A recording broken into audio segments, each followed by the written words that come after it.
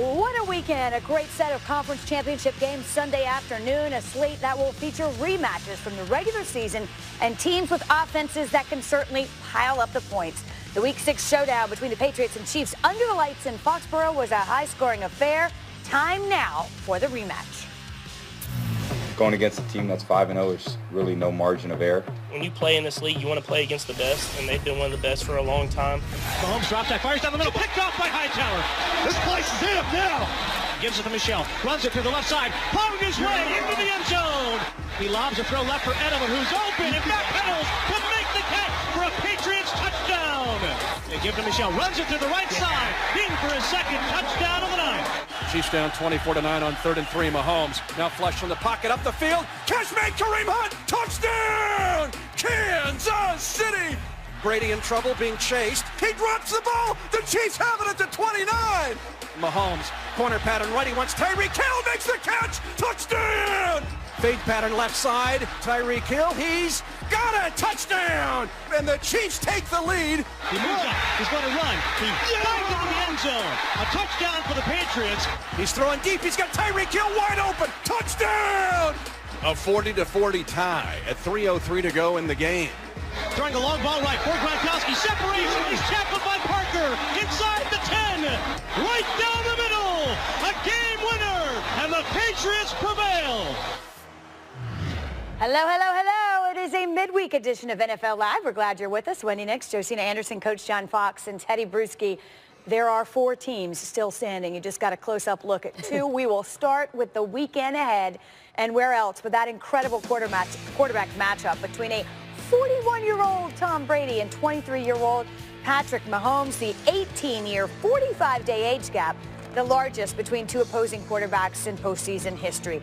The Chiefs are looking for their first Super Bowl appearance since 1969, the NFL's 3rd longest active drought without a Super Bowl or a championship appearance.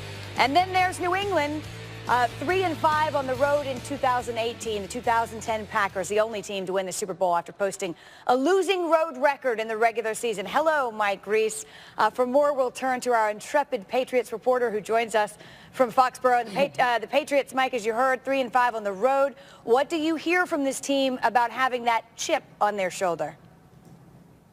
Well, Wendy, things are rolling here at Gillette Stadium, and the Patriots practicing in full pads as we speak. And I want to tell you what wide receiver Philip Dorsett said when this topic was brought up to him. He said, there's no elephant in the room. We're 3-5 on the road. We know we're going to get criticized for that, and we have to go out and prove everyone wrong. Bill Belichick has downplayed the Patriots' road struggles. However, he said the hardest part about playing at Arrowhead Stadium is the Chiefs. They're tough to play anywhere you play them. But here's one thing Tom Brady has mentioned about the Patriots' road struggles this year. He pointed out when those games were played. The first 2 losses against the Jaguars and Lions, week 2 and 3, the team was still coming together. Julian Edelman was suspended at that time. The team had just acquired Josh Gordon. And he pointed out the final 2 road losses at Miami, at Pittsburgh, basically came down to 1 play. Brady's point, if one of those plays goes another way, the road split isn't as dramatic. Well, not only that, Mike, and you're right, you've been around the Patriots long enough to know they're built to sort of peak in the latter half of the season. That's just the way Bill Belichick likes to set it up. But Tom Brady did tell CBS after that last game that everybody thinks they suck following last weekend's win. They love this underdog role. What are they pushing this week? Well, they're underdogs this week, but here's really the story. They feel like they've been underdogs all year, and this really comes from a message from Bill Belichick, because the tone here around the Patriots is always set by Bill Belichick, and they feel like they've always been measured against some of the great Patriots championship teams of the past. But what they've heard this year, according to Devin McCourty, their captain, is that the quarterback, 41, is old. He's not playing as well. He doesn't have the skill position players on offense. The defense is up and down. They can't win on the road. And McCourty explaining that you can't help but have a chip on your shoulder when you hear all that stuff. So they're really rallying around this underdog role, not just this week, but they feel like it's been all season for them, Wendy. Mike, thank you. It works for them. And look, some of that has certainly been said, but nowhere near to the degree that They want to play it up in Foxborough, Teddy Bruschi. That's just what they do. They could be favored by 100. Well, that's and they'd have a chip on their shoulder. Right there, Wendy, in terms of, they talk about the 01, 03, 04 teams, my teams that I was on, and you'd manufacture disrespect. You had to. That's what you did. Because everybody thought you were going to win 19, 20, 21 games in a row. You got to find some type of motivation. Still don't believe some of those players in that locker room have been to, 8 straight AFC championship games. You've got to tell yourself you suck at times. I mean, just to get motivated for a football game. Yeah, I guess so, because the results certainly prove you are anything but sucky, I guess. All right, listen, JoJo, let's talk about the Chiefs for just a minute. After last week's performance, what is the mindset of that Chiefs defense? Because the narrative going in was they couldn't handle it. Well, here's the thing. I talked to a Chiefs starting defensive player last night, and he said, look, we had one of our best defensive performances against the Colts, but that's actually no mental boost going into this Patriots game, and he tried to explain it to me. He said, first of all, the Colts were honestly overachieving all year, and quite frankly, he said, even though they won 31-13, he said, I feel like the elements beat them. They were making mistakes where they would have a fumble in the third quarter, give it right back to us. They were having turnovers and missed field goals. He said, what I actually think is the fact that we were supposed to beat the Colts. He said, if you look back at the week before that, we beat the Raiders easily 35-3, but he said we couldn't stop a nosebleed against the Chargers and against the Seattle Seahawks in the weeks before that, giving up over 400 yards of offense. And when they played the Patriots in week 6, they gave up almost 500 yards of offense. So here are the actual things that he thinks are good news for this Chiefs defense going into this game. He said, we will have Justin Houston for this game. We didn't have him the last time he played in week 6 because he had missed 4 games with the hamstring injury. He said we will have Eric Berry, who obviously we didn't have him, missed the last playoff game. And he said, I thought this was interesting. He said, what gives us encouragement is that we were able to make certain switches on defense going into the Colts that I think we'll be able to also catch the Patriots off guard. And a quick example here, he said at the end of the half against the Colts, he said all year we had been playing man-to-man when it was in the red zone, low, 10 yards and in, right? But he said on this specific play, we played zone, and we were able to catch them off guard because Andrew Luck threw it out of bounds, and Ali Mo didn't catch it or whatever. Vinatieri misses a short field goal. Thank you. For the first time in his life because they weren't expecting it. So he's saying hopefully we can do certain things like that the Patriots aren't expecting. And that defense just feeds off the crowd. And they'll have that energy also. Yes. Well, you know, if you can't take so much away from last week, and by the way, a lot of that I think is a fair point. I mean, the Colts did make some costly errors, sort of beat themselves in a lot of ways. What can this defense take away from week 6 when they did play the Patriots? I think just based on week 6 and also based on last week in terms of what they saw against the Los Angeles Chargers, the New England Patriot offense, the run game is coming. The power run game, you have to earn the right to rush the passer because they are a power running football team behind Sony Michel. And also the extension of that is the short passes. The Patriots want to attack the flats. You see it right here. The first running back runs out the flat defender to clear it out for the second running back, which is James White, and that's an easy 7-yard pickup. Watch Brady look to the right, Devlin down at the bottom, runs out the flat defender just so they can clear it for a simple screen pass right here. These type of concepts are an extension of the running game. Once again, you see it right here, trying to clear out the flat defender, and this type of space coach with Cordero Patterson and a linebacker is a win for them. No doubt. That's 10 to 13 yards, and then just when you think defend the flat, Brady gives you his eyes over there, defenders come up, and then Hogan comes up at the middle of the field down the seam. 6 defenders in the middle of it. They use these passes, they use the run game to be an efficient type of offense. That's what the Chief defense has to know. Defend the short parts of the field, dare them to throw it deep, because with that weather, that's what we're looking for all game, the run game, flats, short passes over the middle. If you haven't seen it, they are not expecting a lot of snow, but it is going to be frigid, absolutely freezing temperatures. And JoJo's happy to say she will not be there. But if you are, you better bundle up. You know, I got to give you credit, Teddy. You said it last week. They're going to run, the Patriots, and that's exactly what they did. The question I would have for you, Coach, can they run the ball as effectively against the Chiefs as they did against the Chargers, where honestly it was at will?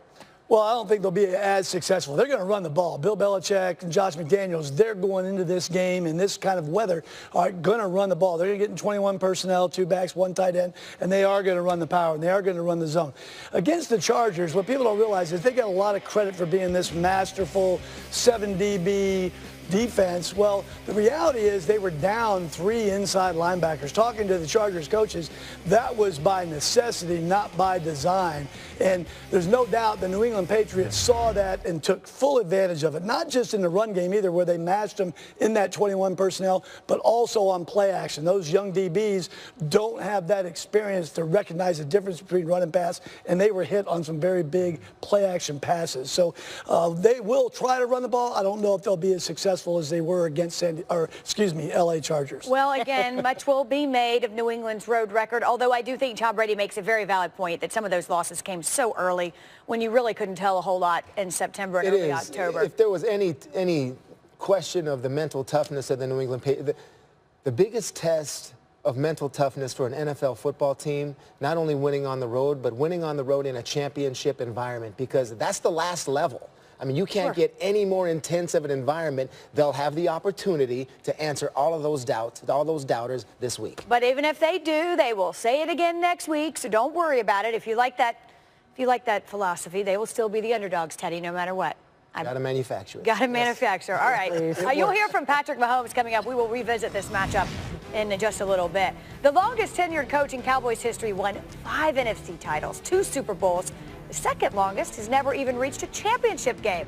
How long will Dallas stick with Jason Garrett? But first, the Rams offense has been running wild all the way to championship Sunday. Can Todd Gurley and the run game take over the Superdome?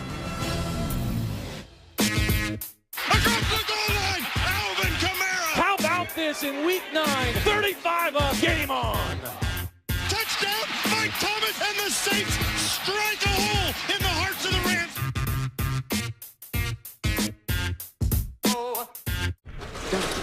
For a similar season, the first since the 2015 NFC Championship game. Drew Brees celebrated his 40th birthday yesterday. He joins Tom Brady, Brett Favre, as the only 40-year-old quarterbacks to start a playoff game in the Super Bowl era. And the Rams set a franchise postseason record with 273 rushing yards against the Cowboys, with both Todd Gurley and C.J. Anderson going for over 100 yards in that game. With that, we'll say hello to our Rams reporter, Lindsey Theory. And Lindsey, the Rams never really broke from that one game at a time mentality this season, but now just one game away from a trip to the Super Bowl. What's going on there as we speak? Hey, Wendy. Well, you guys always think it's sunny here in California. I can tell you right now, there is a little bit of a sprinkle coming down in LA, and because of that, practice plans this week have changed. The Rams have erected a large tent over their parking lot. That is where they're going to hold 2 walkthroughs today to stay off of their soggy field. It is covered in tarps, but they want to keep that field intact so they can hopefully practice there tomorrow. If they cannot, if it is raining too hard, they also will practice under that tent. But Wendy, no rain around here is going to put any damper on the Rams' confidence coming off their first playoff win in 17 seasons. I spoke with left guard Roger Saffold, who has very much acknowledged that they are 1 win away from a Super Bowl. He said their confidence is very high coming off that 1 win because that is just something this organization hasn't been able to accomplish. Now, Sean McVay, he usually keeps it to 1 game at a time, but even he acknowledged that this is what you play for. You play to be 1 win away from the chance at a Super Bowl. Wendy? And really, there was no reason they shouldn't be confident, especially with that running game. C.J. Anderson has become almost an overnight sensation in L.A. after what he did against the Cowboys. What's the difference with him on the roster?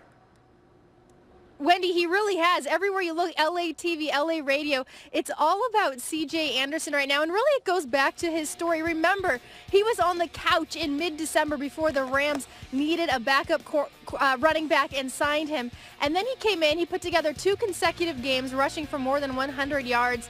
And then, in his first game with Todd Gurley, they provided that 1-2 punch and a great compliment to each other. C.J. Anderson told me that him and Gurley really fed off each other through the last month. Even though Gurley wasn't on the field, Gurley did take on a role talking to Anderson about how they could play together. And I don't think anybody around the Rams facility could have predicted that it would have gone as well as it has, Wendy. No question about that, Lindsey. Very few. If you do say that, I'm suspect if you really saw this coming. But Josina, as we mentioned before, both of these games on Sunday will be rematches from the regular season. What's different in this particular game this time around? Well, I talked to Brandon Cooks last night, and he was mentioning the fact that, listen, obviously having a big run-potent game, running game was very big against Dallas, and obviously it will be even bigger against the Saints. When you're talking about the fact that when you played the Saints last time in Week 9, you only rushed the ball 19 times for 92 yards. And this time in this past game, you were coming off of a combination of 273. Now, keep in mind that when they played the Saints run defense last time, they were ranked #1 against the run. They have only allowed 4 100 rushing yard games all season. The most, I think, was 112 Week 1 to Tampa. And now you're coming back this time having a double dose of what you can do. So what Brandon Cooks told me is that that is going to take pressure off of a lot of things that they weren't able to do this time around. In that game, Week 9, they started slow. I think in the first half, they got down 35-17, so they want to have a faster start. They're hoping that a more potent rush attack will help that. And also, they were terrible on third downs. They were 3 of 8, so they're hoping that they'll have more versatility just by the simple fact that the defense not only has to watch out for Todd Gurley, but they also have to watch out for C.J. Anderson. So just even having that extra augmented rushing game should hopefully open up so much more for them this time around than what they saw Week 9. I understand the score and how they see the game. It's easy for Sean McVay as a play caller to see that and like, okay, now we got to throw the ball. But your best weapon still is Todd Gurley and C.J. Anderson, who can get 10, 12 yards at a clip, so you've got to stay committed to it. I think that's something that Sean McVay will have to learn as a play caller, that even though things look bleak at times, Joe, I still got to be committed to that run, coach. Like that's a philosophy, you know. You got to be committed to that run, even in times where, it's the first half and we're down a few scores, but still not getting caught up in the Drew Brees game. I see Drew Brees out there, and he's throwing it all over the place, and Michael Thomas is getting 15, 20. We can do that too. So let's try it, because Jared Goff's success is all based off of play action. But you know what, Teddy, you're absolutely right, because I was at that game Week 9, and you could tell that Sean McVay and that Sean Payton were going tit for tat, because one was being aggressive, the other one, and I don't remember exactly what call, but there was one instance in the game where Sean McVay wanted to take a risk, and it went against him, and then Sean Payton was able to parlay it on the ensuing drive. So you're right, absolutely can't get caught up in that competition with the coach on the other side, with Drew Brees flinging around, especially when you're basically almost doing what was successful for the Ravens in terms of playing that ball control, getting the run, having the time of possession, and making sure that the other quarterback doesn't get on the field. It's the same thing. Listen, this is what got them there. This run-first philosophy got them to this point. What about Sheldon Rankins and his injury, Teddy? What kind of impact does that have? Let me just say this. As a linebacker, you get familiar with the butt that's in front of you, okay? The butt meaning, so I'm playing run defense, okay? I know what you mean, Terry. I know what you mean. Neither does I got you. I got Rankins right here, and I know where he's going to be. Right. I know if it's an outside zone. I know he's going to hold.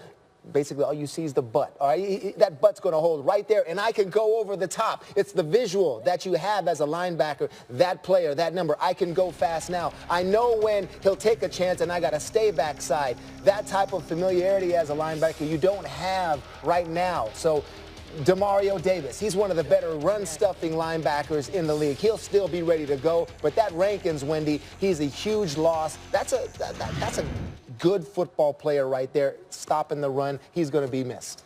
What about Aqib Talib? What do you expect there, Coach? Well, I think, a big reason why that game got out of hand early at 35-14, 35-17, that gap was because of the big plays. And a lot of it was, in the passing game that created that. So I think getting Aqib back, knowing Aqib, having coached him in Denver, not only as a player, but as a leader. I think he's going to help that secondary.